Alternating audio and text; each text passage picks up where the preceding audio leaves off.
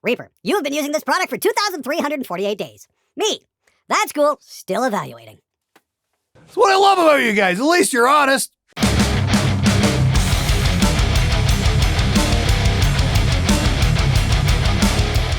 Hey everybody, how's it going? Welcome back to SMG Viewers Comments, my weekly show where I try and answer your comments and questions to the best of my ability. Now, I'm going to try something a little bit different this week because, here 300 episodes in, nearly 300 episodes in, I thought it might be kind of fun to maybe change it up a little bit and not just do straight, my straight 15 questions and then answer, drone on and on and on and bore you guys to death. I thought we might do something a little bit different, maybe do a weekly recap and shout out a couple of videos you guys might not have seen. I just put out my Sun Beta lead video after many requests.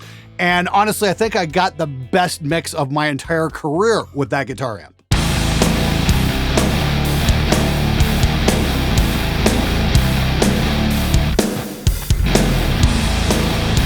Yeah, I'm very happy with how that turned out. Maybe I should record that amp a little bit more. I've got something very interesting coming up where I blend it with the Soldano back here, and that got me a very interesting sound as well. Hopefully that's going to be coming out next week. I'm going to be shooting out my DWs versus a very inexpensive set of used drums, and the results are rather shocking. I've been working on this video for the last couple months, actually, just here and there. It's going to be really fucking cool, so please make sure you're subscribed for that because you're not going to want to miss that one for sure. And did another episode of the frickin' news. In case you missed that, that was a lot of fun. Upset a lot of people because I dared suggest, hey, violently assaulting the Capitol was a bad thing. Okay, for the record, I am opposed to violence on all sides of the political spectrum. If you have to use violence to get your point across, you fucking suck. There. Everybody happy now? Great. Oh, and just outside of this, what's going on? Finally got myself a subscription to Disney Plus so I could watch WandaVision with the wife. That was an outstanding show. That was really well done. And now I'm currently going through all of the Marvel movies in timeline order. So started out with Captain America, then Captain Marvel, blah, blah, blah. And I don't know, I'm probably going to go out on a limb here and probably piss off a lot of people, but am I the only person who really didn't care for Age of Ultron? I just don't get it. It wasn't that big of a threat. It's a fucking robot. Pull the fucking battery. I don't get it.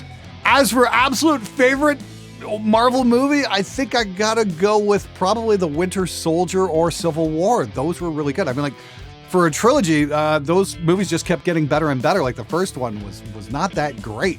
And they just built on it and developed a really amazing story. That's one of those rare film franchises where it got better as it went along. Usually, movies are the exact opposite. You get something great and then they do 80 million sequels and they all fucking suck. And for all you anime fans out there, I'm currently looking for something to kind of sink my teeth into and get it into something with a really deep story. Something along the lines of Full Metal Alchemist or Death Note or something like that. So if you've got some recommendations, I am definitely interested in taking a look at a few things. Anyway, leave a comment below. Let's get right to it. I've always felt silly walking from my car to the computer to tweak my mix. Then I saw Glenn actually bring his computer to the car, and now I feel like a moron. Dude, don't feel bad about that. I mean, like, the car mix thing was kind of something I'd been working on for a very long time. I remember, burning a lot of CDs in the whole maybe 2004 to 2010 stretch, and just CD after CD after CD after CD. And do I have them here? And it was a whole process. And I thought, wow, wouldn't it be easier if we could just bring a laptop out to the car and just maybe tweak it like that? So that's something I developed over the years. I don't even think I really got into that seriously until about 2012, something like that, until I finally had a laptop that was fast enough. So don't feel bad about not thinking of that kind of a solution. I mean, like, it's not exactly standard stuff. Maybe I should do an episode in the future, see if we can do it with a cheap laptop to test out in the car mix. Because, I mean, like, yeah, because in the video, how to not completely suck at home recording, I did that on like a $4,000 Slick Audio laptop. So that's one of the videos I think I do want to try making in the future, is something where we get a cheap laptop. How much audio production can you actually do with something really inexpensive? I'm sure that's a question a lot of you guys have. Let me know if you guys want to see that video in the future. I wouldn't call Gibson evil. They're just currently being run by a bunch of douchebags, dickbags, and scumbags. I reserve the word evil for far worse things in this world, like pineapple on pizza. That's our good buddy Rip over at the SMG Discord. Always great to hear from Rip. He's an awesome dude. We hung out in New York at the last AES. Boy, I miss going to things like AES. Oh, I can't wait till things come back to normal. I hear they're going to be doing Summer NAMM this year. I'm hoping the board is going to be open in time to go do that. I hope I get vaccinated in time for that to happen. I mean, like, I know the US is totally kicking ass when it comes to this sort of thing, and Canada's completely dropped the ball. So I will tip my hat to my American friends. You are kicking our ass in that respect. Now, about the Gibson thing, I asked that last week. I'm like, do you guys want to see Gibson review? The overwhelming response was, fuck yes! But the one underlying theme there was, it's like, they're probably going to send you one of their best guitars. And I'm like, yeah, you got a good fucking point there.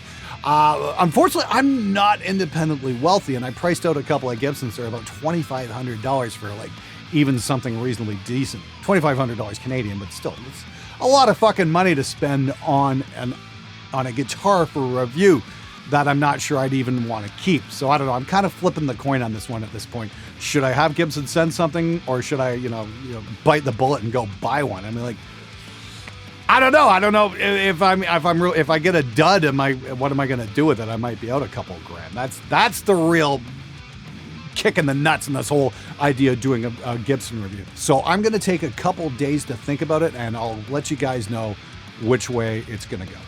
Glenn, you're assuming way too much previous knowledge, expertise really on your audience. Not everyone that watches you has their own studio, 20 years of experience, or even knows anything about this stuff. When people see you plugging XLR audio into what their minds is a digital cable, they assume that the signal is becoming digital.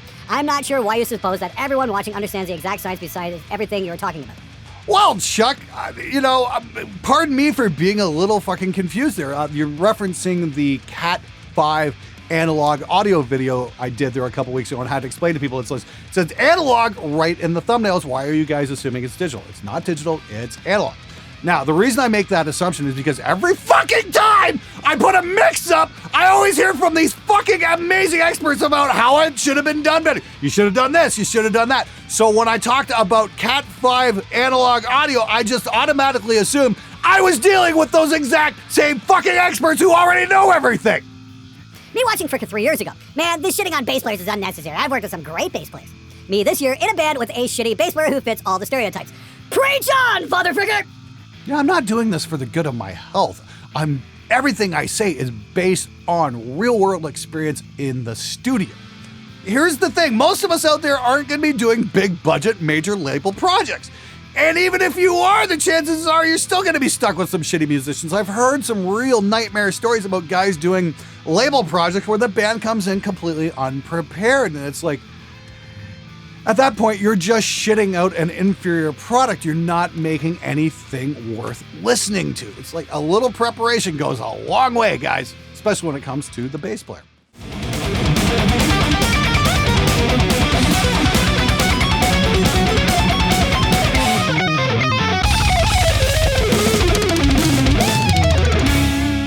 All right, everybody, just going to take a little break here to give a shout out to my very good friends in Witherfall. They've got a brand new music video coming out today called The Unyielding Grip of Each Passing Day. Now, the guys in Witherfall have all been on the show over the last couple of years. Jake Dreyer, the guitar player, is an absolute monster. Anthony Crawford, Alex Nasla, of course, he's played keyboards on I don't know how many freaking demos over the last couple of years. They're all just amazing musicians. And of course, vocalist Joseph Michael, he helped me with that V67 demo there a couple of years back. Anyway, these guys hit me up and asked me, hey Glenn, can you give a shout out for a new video? I'm like, fuck yeah, of course, I'd love to help out. Great bunch of guys, amazing players. If you have the chance to see them live, and hopefully that's going to happen later this year, definitely go check them out. Now, I'm going to have a link to the video in the description below because, hey, this is friends helping out friends. Why the hell not? The band is also giving away an autographed Harley Benton Telecaster. So if you want to get a chance to win a free guitar, follow the links in the description below. There's a raffle copter and all that good stuff. So just once again, hey, check out the Witherfall track. It's pretty freaking cool.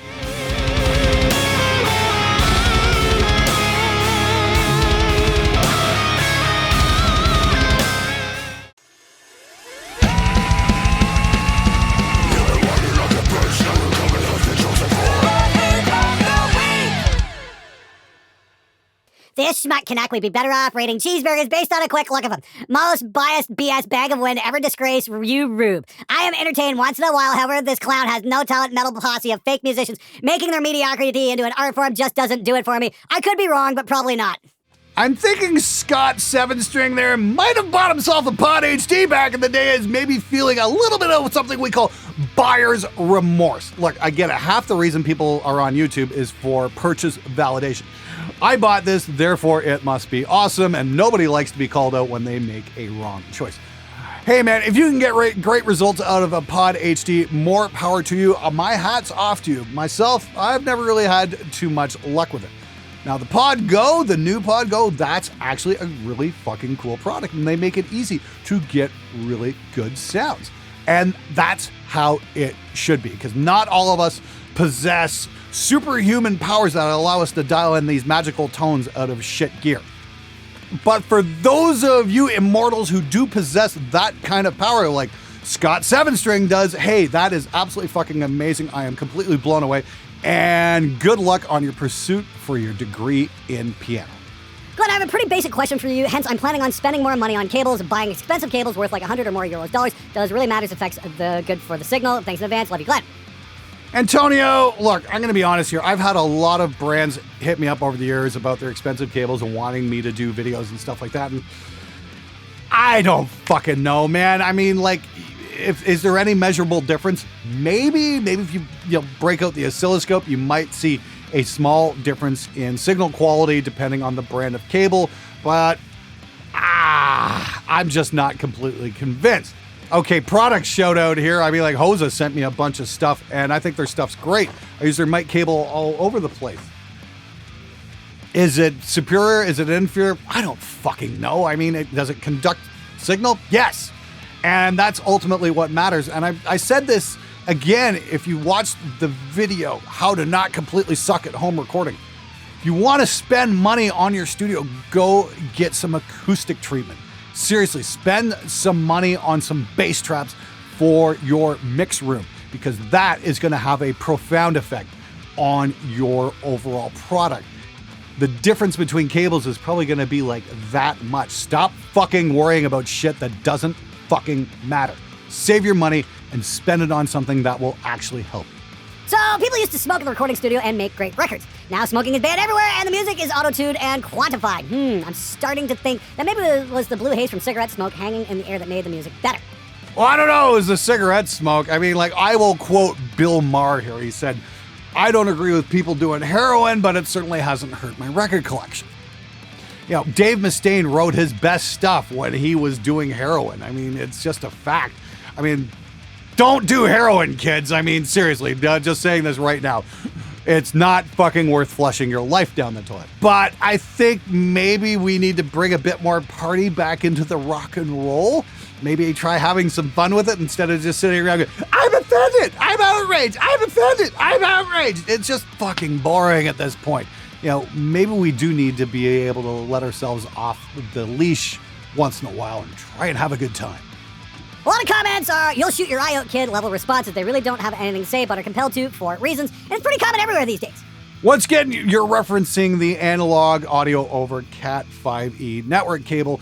Fantastic stuff, but yeah, a lot of people don't quite get it and like, oh, you can't do that. Well, have you tried? Well, no, but I just think you can't. It's like when I did some stuff on recording great metal bass tones, all these clowns would comment, well, James Jamerson never used new strings. And it's like, we're doing fucking metal, not Motown. Are you fucking blind? Like, duh.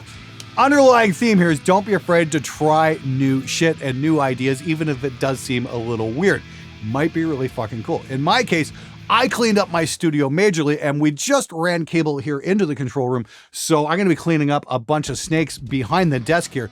And so instead of having all this shit going over the place, I'm going to have 4 network cables.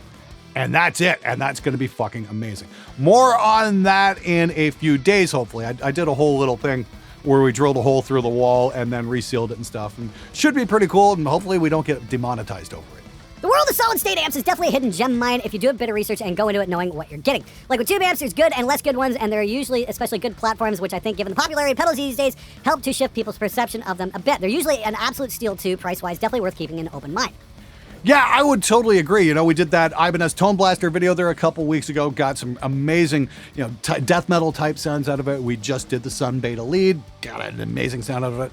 Next up, I think in Hidden Gems is going to be this thing. This is my 1993 Galleon Kruger MLE. I had the 250 ML back in the day, and then I had this. This thing's an absolute fucking beast. There's a really cool story behind this amp, and yeah, this has got a really cool sound. I can't say for sure why solid state amps never quite captured people's imagination the way O2 amps did, but there are definitely some gems out there for sure. I mean, like, come on, Dimebag Daryl rewrote the book on guitar tone with his choice in Randall amps. Daryl had his own thing going on, and it was really fucking cool. That's the thing. Don't be afraid to try new and different and weird things. You might wind up coming out with something really awesome. The trick is to explore what's out there, not just use whatever preset Nolly's using. Please dial amps more often. This is so freaking informative. If you guys dug that video with the Tone Blaster where I showed how I dialed the tone in, you guys want to see more of that? Let me know in the comments, because I'd like to hear from you. If you want to see more of that, that is easy to do. I can definitely do a few more of those videos. I just want to comment and appreciate how Glenn has been working on his weight, his guitar skills, and his video for all of us. Thank you for working so hard to not let these other efforts, which you've obviously been putting a lot of work into, affect the amazing content you push out. Real fucking amazing work. Dude, thanks so much. You know, I've been working at this for several years now, and the idea is always keep improving. I mean, like, I've gone from like an A7S to a GH5, and now I'm shooting on a Blackmagic Pocket 4K in B-Raw. It actually works really great with my editing system back here. I got the switcher, all that kind of stuff. Yeah, it's like you guys are watching the show, so I want to invest my effort into making a better show for you guys. And yeah, that means playing a lot more guitar these days as well, especially because I've been locked up and really don't have clients coming into the studio because, again, the whole pandemic thing, it just fucking sucks, and I can't wait till it's over. I am in talks with a band to have them come down in July. Hopefully that's going to happen. Really looking forward to it. There's some older clients of mine, and I'm looking forward to getting them back in the studio, and it should be a lot of fun. Of course, we'll document the whole thing here on the show and see how it goes, and hopefully, you know, they're going to come out with a better sounding record than they did back in 2010. Time will tell. Glenn!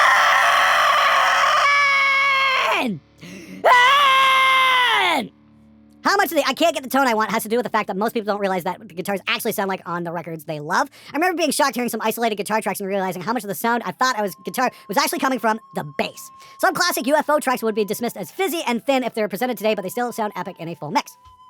That is why every time I demo something, I say, let's hear it in a mix. I mean, like, a lot of the guys commenting on the Tone Blaster video, like, yeah, that sounds like shit, but it sounds pretty good in a mix. And I'm like, yeah! That's the fucking point! It's not about the guitar on its own. It's how it fits in a mix. I mean, seriously, what's the channel's name? Spectre Sound Studios. What do we do in studios? We make fucking records. Duh! You have to think beyond just the guitar. It's like, yes, it might sound kind of small by itself, but it's how it fits in the grand scope. A mix has to be a sum of several parts, not just the guitar sound. Because if you do that, you wind up with Injustice for All. I'd rather end up with something a little bit bigger sounding, like the Caius records or something like that. There was a lot of bass tone in that, and that's where a lot of the heaviness comes from. I mean, like, I've said this for years, though. Metal guitar sound, especially that beautiful, big, modern sounding stuff, half the bottom end is coming from the bass. Now, this is why I'm always screaming at bass players, is because if you don't deliver the goods and put down a solid, well-played bass track, your whole mix will suffer. Take the bass more seriously. You're gonna wind up with heavier sounding records. Hey Glenn, love the channel. I'm just 8 months in learning guitar and I'm thinking of getting a new amp. I play at low volume most of the time and like a wide range of music, metal, southern rock, blues. Should I be looking at valve amps or solid states? I've been looking at Boss Katana Artist and the Marshall DSL, but can't decide, especially where I listen to bedroom volume most of the time. Would like to crank it from time to time. What would you suggest? Would you pick up one of them? I got a PV Rage 158, would just like to get a set of pedals for that, get that sound for different types of music. Thanks from New Brunswick. Well, if you're in your bedroom and I mean, like, if you only need to crank up part of the time, I'd say get a Pod Go, because you're probably going to get some amazing sounds with that. And then you can just plug that into like a solid state power amp of some sort and cabinet. Or go try and find, I don't know, maybe you use Jet City or something like that. You can play it quiet and then crank it up when you need to. The other thing would be keep your eyes out for a used 5150 combo. That's probably going to be a little bit more money, but in the long run, it's definitely going to sound fucking amazing. Now I'm going to pose a question to you guys out there. If you have suggestions for dirt cheap bedroom amps that'll fit this guy's need, please feel free to share your suggestions. And Sean, here's the other thing. If you got questions like that, I'd highly recommend coming to hang out on the SMG Discord and ask some of those questions there. There's a great bunch. Again, I'll have links to everything in the description below. All right, everybody, that's it for this episode. Coming up on Monday, we're going to be taking a look at some cool stuff from Waves. And on Wednesday or Thursday, we're going to be doing that cheap drums versus expensive drums shootout. And I think you guys are going to really like the results we get from that. It's definitely going to be an episode you guys are not going to want to miss. Thanks again for watching. I'll see you guys next time. And I am freaking out of here.